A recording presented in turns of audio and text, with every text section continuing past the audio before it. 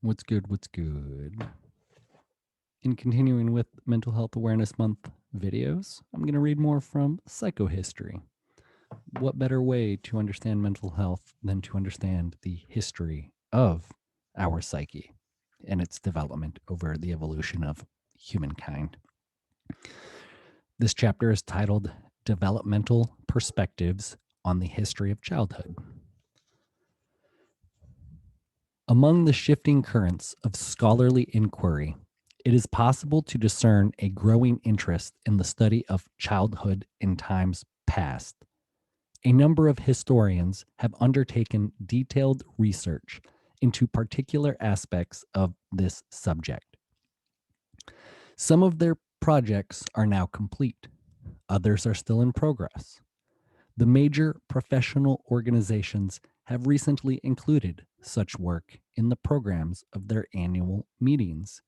And in March 1970, the first conference devoted entirely to the investigation of childhood and youth in history was held at Clark University in Worcester, Massachusetts. The sources of this trend are many and complex, but as often happens in such cases, a single book seems to have exerted a very special influence. I refer to the seminal work of Philippe Ayres. Few recent studies are better known, and there is no need to summarize the contents here, nor is there space to enter the controversy that has arisen over some particular parts of the book. But it may be worthwhile to examine briefly the kind of approach to the study of childhood that Ayres so brilliantly seems to represent.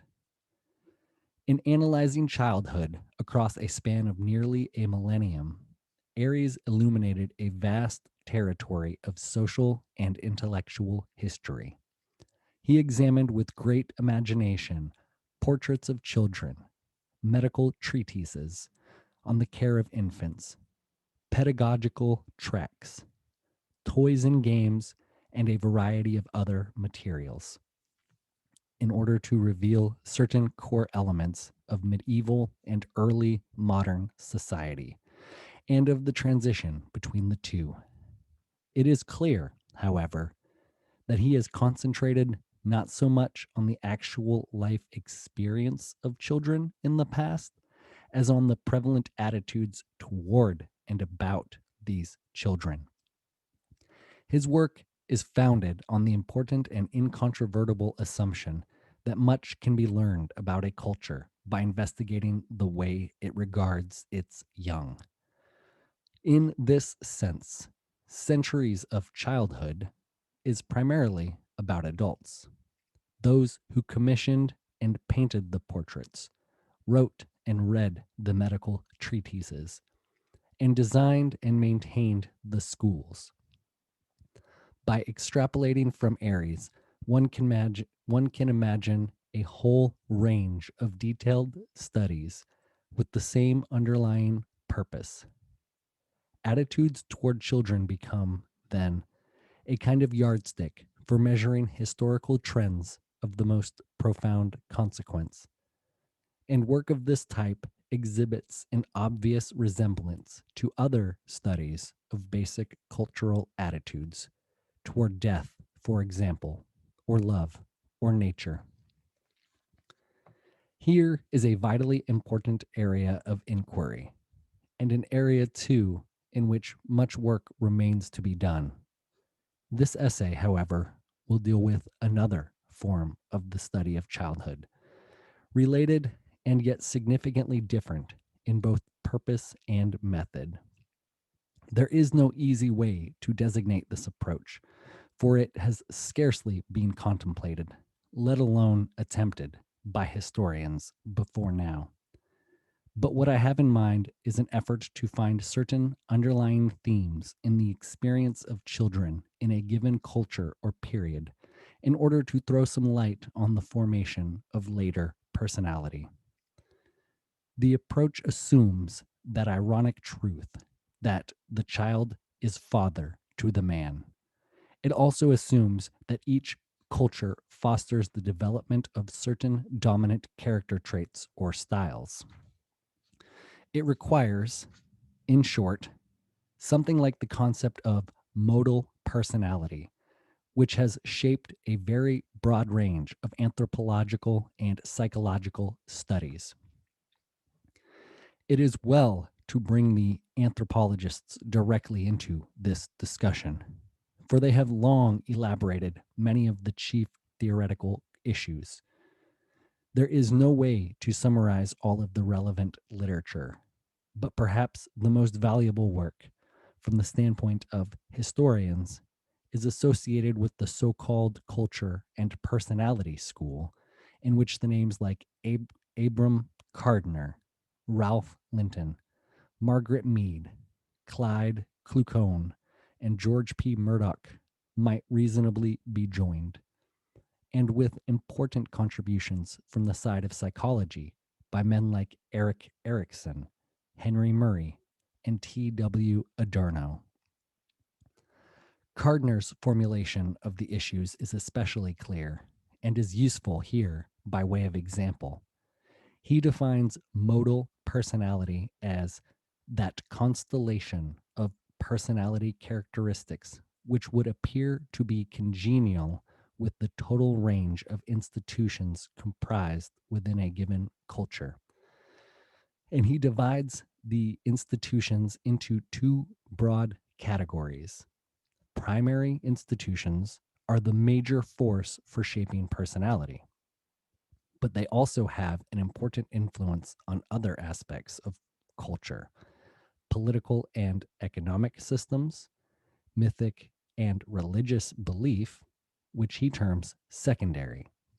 Chief among the primary institutions are customary practices and commitments in the area of child rearing.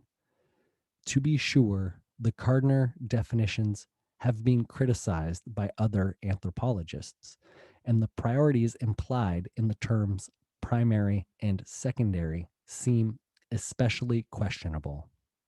Klucone and Murray present a more cautious viewpoint, stating simply, the members of any organized group tend to manifest certain personality traits more frequently than do other groups. Every practitioner of the culture and personality approach has perforce made certain assumptions about human psychology, and in practice, much of this work has been deeply infused with one form or another of psychoanalytic theory. It seems likely, in my opinion, that most serious historical inquiry along these lines will be similarly organized. At any rate, it seems clear that we will need some theoretical viewpoint from which to approach the subject. This requires emphasis since virtually all prior comment by historians has implied a static, largely undifferentiated model of childhood. We have settled for general notions on the order of Puritan children were subjected to severe and repressive discipline, or slave parents regarded their children with considerable indifference. Moreover, the source materials bearing on the history of childhood from a large, diverse, and fairly inchoate mass, simply, in order to organize them, one must find some principles for distinguishing the important from the trivial, the events which strengthen or expand or inhibit or traumatize the growing personality from those which leave no lasting impression. In this sense, I am urging a developmental approach to the subject, and it is indeed from developmental psychology that we may borrow some further procedural guidelines. Broadly speaking, there are two different but interrelated ways of carving up our materials. One may be called vertical, since it examines the child's development through time, and the other horizontal, in that it separates out the different areas of the child's experience. The vertical dimension requires a theory of phases or stages through which the individual proceeds from his first days of life to full maturity. Indeed, such theory should logically extend to the adult years and even to death itself, though this is not of direct concern in the present context. One valuable contribution of this type, and in my opinion, the most valuable, is Erickson's developmental model of the 8 stages of man: basic trust versus mistrust, autonomy versus shame and doubt, initiative versus guilt, industry versus inferiority, identity versus role diffusion. Here, according to Erickson, are the critical periods in the life of every young and growing person. The stages are not, of course, rigidly programmed across the board, and no two individuals experience them in exactly the same way. Nonetheless, each one presents certain vital tasks that cannot really be avoided. Indeed, each one involves a measure of crisis that is rooted in common psychosocial determinants. If we take this kind of theory seriously, we are obliged to investigate how a culture manages on its own terms to distinguish between different periods of childhood. We cannot be content with knowing that discipline was generally harsh or that parents were often indifferent to their young. We must try to determine whether such tendencies were more manifest at one stage of development than another, whether there was a kind of uneven curve of repressiveness or indifference with visible peaks and valleys over time. But even this is not enough. We must also ask whether repressiveness or indulgence or indifference was more effective in some areas of the child's experience than in others. Most cultures do make certain distinctions among the various human instincts, drives, emotions. However, they may be named and defined. A good theoretical picture of these issues can be found in the work of the cross-cultural anthropologists Whiting and Child. Their studies are organized around a 5-part division of child development, including sex, aggression, dependency, orality, and anality. They have applied this scheme in the analysis of more than 50 contemporary cultures around the world, and a similar effort might well be made by historians. Once we are committed in this direction, however, some new difficulties arise. There are many varieties of theory available in the developmental field, and it is difficult to reconcile or choose among them in a systematic way. Erickson may strike some of us as being particularly useful, but others may well form a different set of preferences. I believe, however, that the use of almost any developmental model, any serious attempt to differentiate among the varied experiences of childhood on either a vertical or horizontal basis, will represent progress for the historian. Let us consider some substantive ideas about one particular historical setting as a way of exemplifying the larger developmental approach. The ideas presented in the next few paragraphs are based entirely on materials left by those 17th century Puritans who founded the colonies of New England. There is no intention here to produce a rounded view of Puritan culture, nor is there space to provide the appropriate sort of documentation. But hopefully, these comments will serve to characterize a certain way of thinking about historical problems and to reveal both the gains and drawbacks inherent in such an approach. Here, then, are some tentative conclusions about particular aspects of Puritan practice in the treatment of infants and very young children. For the sake of clarity, they are separated into 7 distinct statements. 1. All infants were breastfed for the first 12 to 16 months of life. 2. The clothing of infants was light and loosely fitted. There is no evidence in early American materials of the custom of swaddling. 3. Very young infants often slept in the bed of one or both of their parents. Later, they might be transferred to a cradle, or in some cases, to a trundle bed shared with one or more older siblings. 4. Their immediate surroundings were animated, warm, and intimate. Puritan families tended to be quite large, and most infants would have from the start a number of siblings. At the same time, the houses of this period were small, with most daytime activities being confined to the room known as the hall. One imagines, therefore, an infant lying in a cradle, which is set near the fireplace for warmth, and with a variety of familiar shapes and faces moving constantly around him. This is, to some degree, conjectural, but there is a fit about it all that seems persuasive. In short, we may conclude that for the first year or so, the Puritan child had a relatively comfortable and unrestricted mode of life. But consider what followed. 5. As previously noted, breastfeeding ended after 12 to 16 months.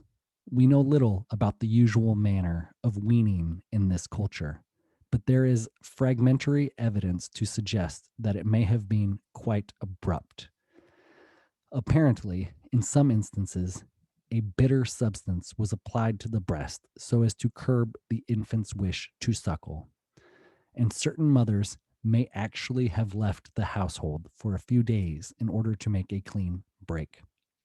Particularly suggestive in this connection is the appearance of weaning as a metaphor in a wide range of Puritan literature. Experiences of misfortune and disappointment were often described as weaning dispensations, and obviously this usage was meant to convey a poignant sense of loss. 6. When the child was about 2, a new baby would arrive. Most Puritan mothers gave birth at remarkably regular intervals of 22 to 26 months.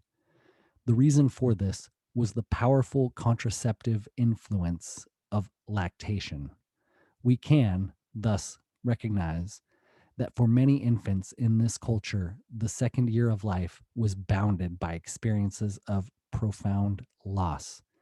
At the beginning, by the loss of the breast, with all that implies for emotional as well as physical sustenance, and at the end, by the loss of the mother's special care and attention. Puritan writings, which deal in, 7. Puritan writings, which deal in some direct way with child rearing, share one central theme. The child's inherent willfulness must be curbed. Indeed, it must be broken and beaten down as soon as it begins to appear.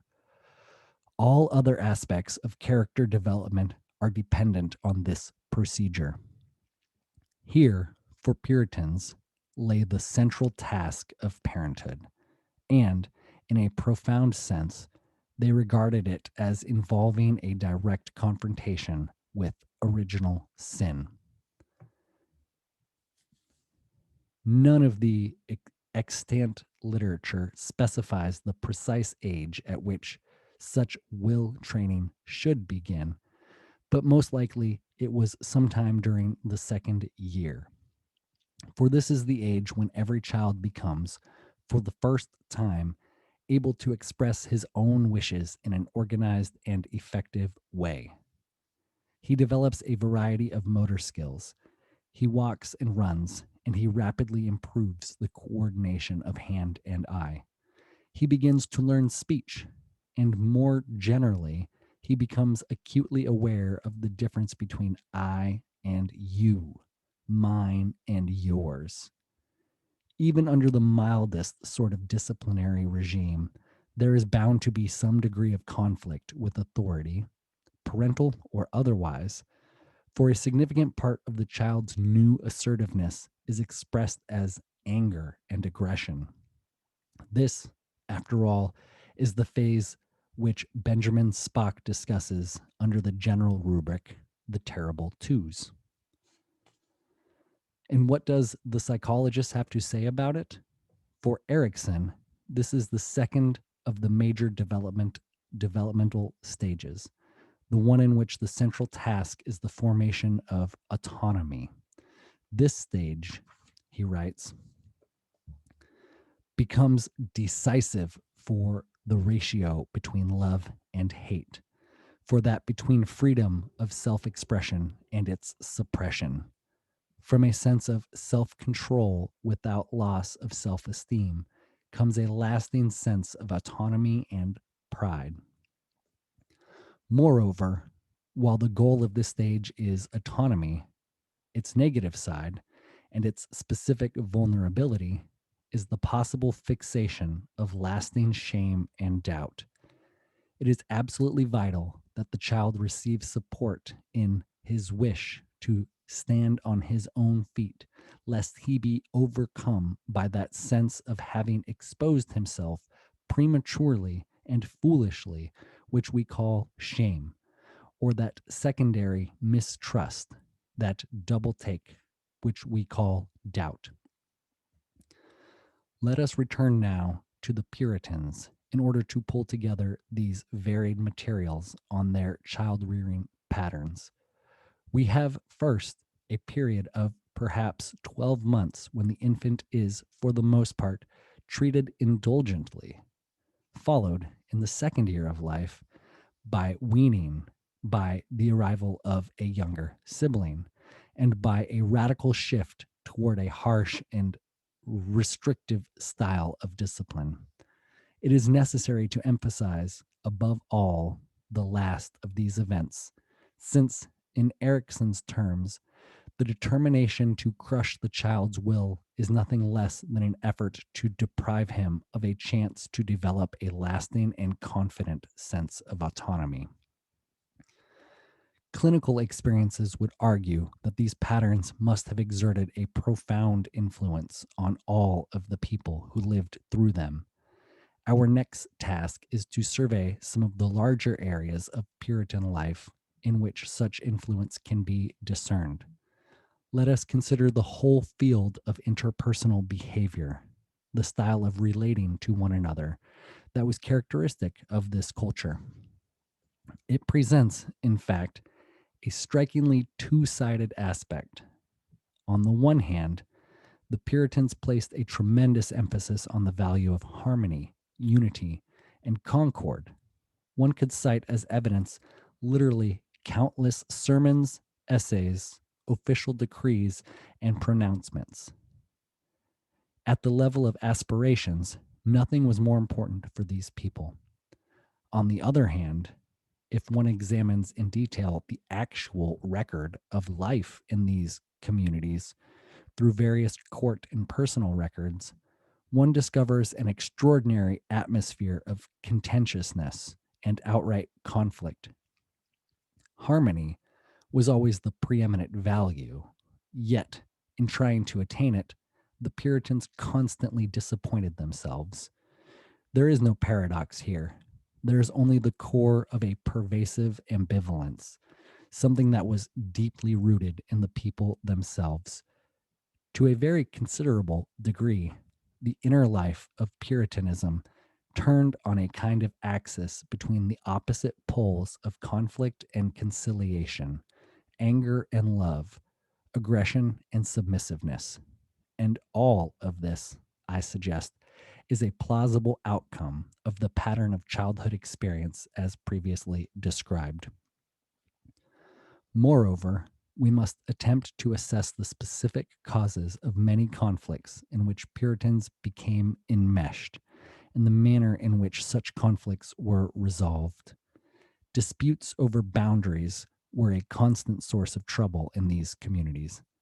boundaries between one man's land and his neighbors, or often between whole townships that were adjacent to one another. A second, closely related category of actions involved trespass of some sort, and here too, the court cases are very numerous. More generally, many cases in which the immediate problem was something else, debt or theft or breach of contract, seem to have been experienced emotionally by those directly involved as a form of personal trespass. We may conclude, in short, that boundaries were an immensely potent issue for Puritan culture, and that this, in psychological terms, was tightly bound up with the question of autonomy. We can also investigate these patterns from the negative side of the Erikson model,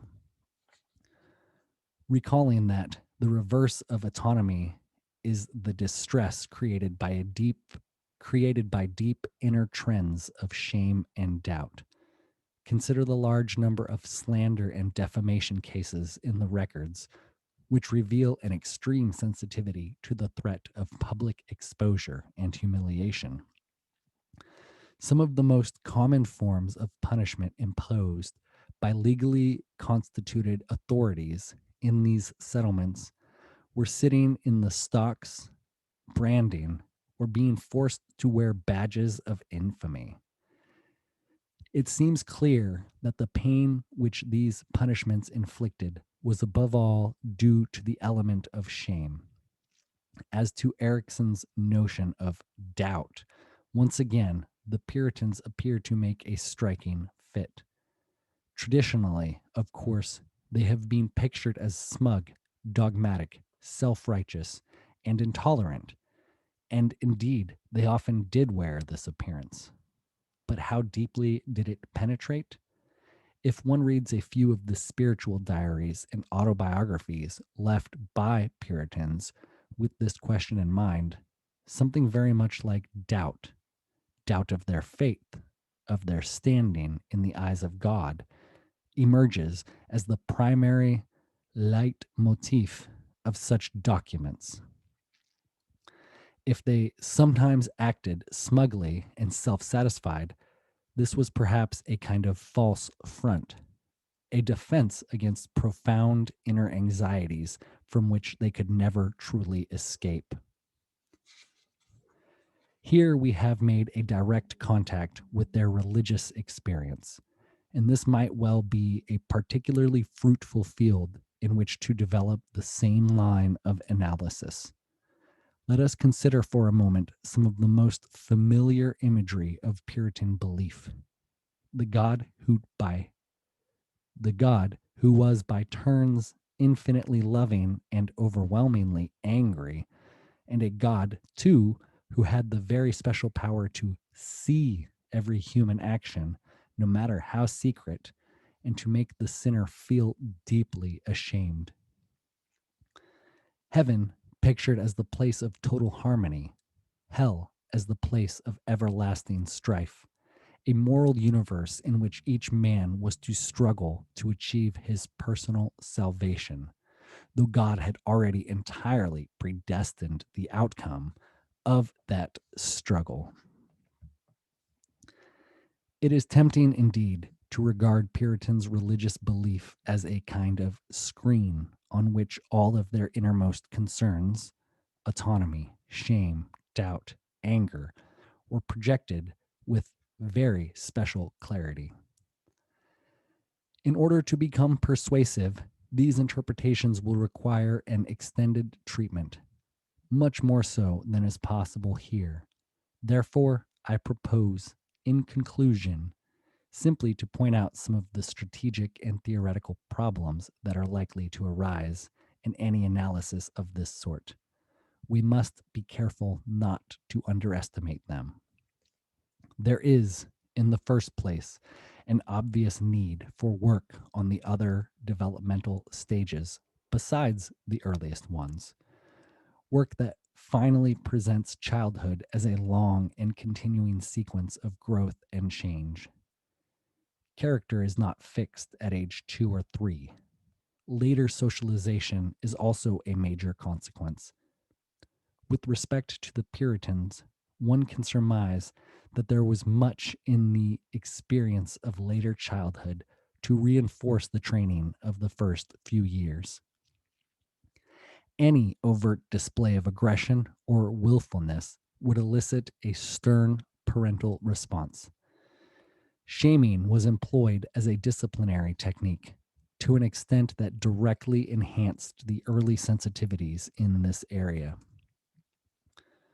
The religious education of young persons stressed their utter dependence on God, their need to obliterate all traces of selfhood in order to become worthy of salvation. Traditional folklore underscored these lessons. Stories of witchcraft, for example, conveyed with particular vividness the aura of danger that clung to manifestly hostile behavior. There was also the general influence imparted by observing one's elders engaged in countless everyday transactions with each other, in which, of course, the same themes were repeatedly elaborated.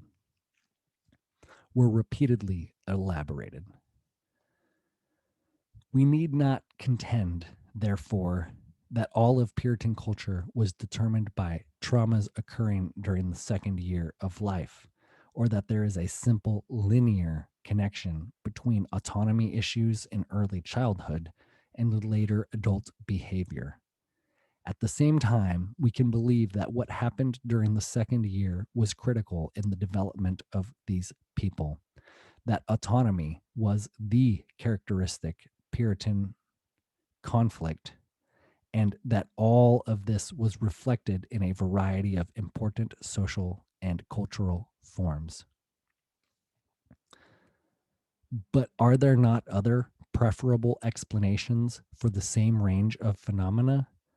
Perhaps we should look instead to certain features of Puritan social structure or political process, fields of inquiry with which historians are generally more familiar and more comfortable. It might be argued, for example, that chronic quarreling over boundaries resulted from entirely natural concerns of peasants and yeomen in an overwhelmingly agricultural society. But this interpretation seems dubious for two reasons. First, there are many agricultural societies in which boundaries are not nearly so troublesome an issue. And second, the empty lands of the New World should, from a practical standpoint, have lessened any competitive pressures of this type. Another sort of alternative explanation might be developed from our data on shame.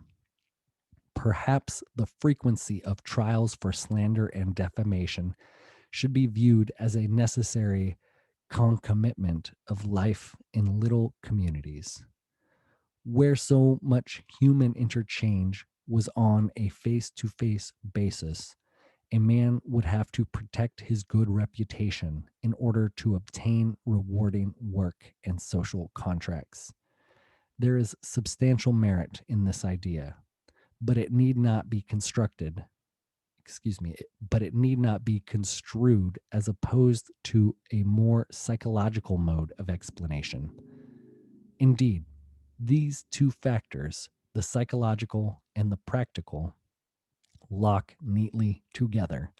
One can even see a measure of gain for the people who endured such a harsh system of discipline.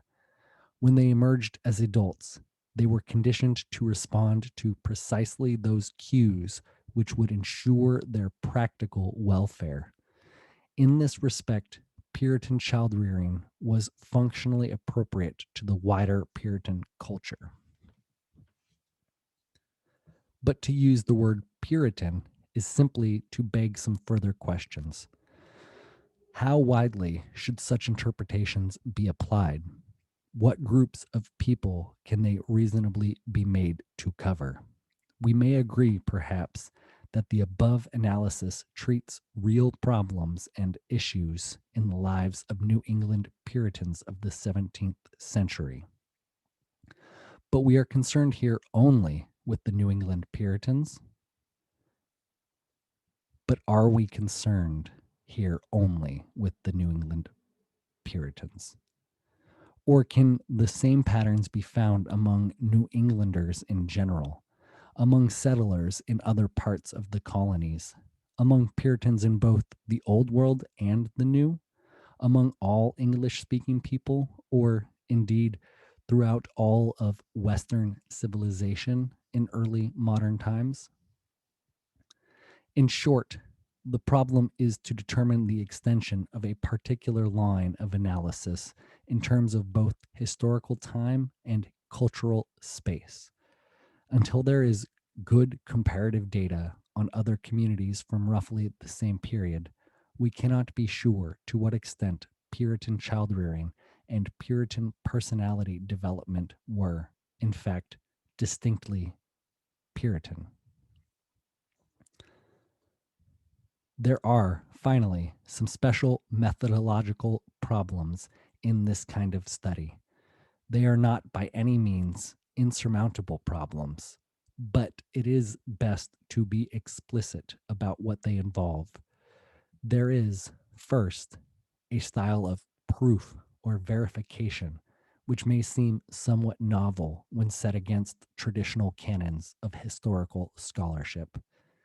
We have, on the one hand, certain information about the prescribed method of disciplining young children, and, on the other, certain information about adult behavior in this society, court cases, methods of punishment, statements of ultimate value, and styles of religious concern. The connection between these two matters is not something that we can follow along a visible chain of evidence. Indeed, we can scarcely link them at all except through a process of analogy and inference. And the basis for this process is what we know from clinical experience in our own time. Moreover, because we are dealing in inference, there is a sense in which each side of the sequence confirms the other. That is, if Puritan adults were especially concerned about boundaries and trespass, and especially vulnerable to shame, then we can say that they must have been roughly treated at an early age for their assertive and aggressive strivings. Similarly, if handled this way in childhood, then they must have behaved more or less as described later on. This may sound like circular reasoning to the historian, but not to the psychologist, who can adduce countless clinical observations to verify the correlation of the critical variables. It is, after all, less a case of circularity and more a matter of internal consistency. The second problem can be presented in the form of a warning. Historians are, officially at least, well aware of the pitfalls created by their own bias, but it is sometimes unclear as to how serious they are about this. In any event, the study of childhood and the family, the exploration of the whole inner world of human personality, is particularly open to various forms of projective distortion. Vastly more so, for example, than the study of political, economic, or diplomatic history. Political bias or intellectual preferences are relatively easy to recognize and deal with. But the kinds of psychological baggage that we all carry within us, the outcome, in large part, of our own experience as children, as siblings, and as parents, are both much more powerful and much less conscious. Yet, the gains made possible by adopting a developmental approach remain substantial. What I hope I am doing in my own research is reinterpreting, or at least reordering, some of the most significant elements in early American life, and a similar strategy could certainly be applied in the analysis of other historical periods and other cultures. In the effort to make this strategy work, the study of childhood necessarily assumes a central place. It serves to bring into view certain themes which may not have been clearly recognized before. And more broadly, it adds analytic depth to the entire research enterprise. We might refer once again to the distinction suggested earlier between the two basic types of approach to our subject. In the first instance, we can point to Aries, and no doubt many others who will be following the course he has marked out. Scholars who study the child as a kind of mirror which focuses and reflects back cultural themes of central importance. But in the second instance, what I have been trying to outline here, something else is involved. The child becomes not just a mirror, not only the creature, but also the creature of culture, and in this sense, a dynamic force in his own right. Oof, that's some heavy material. Uh, if you've watched this far, you're a warrior, and I love you. Thank you. Much love.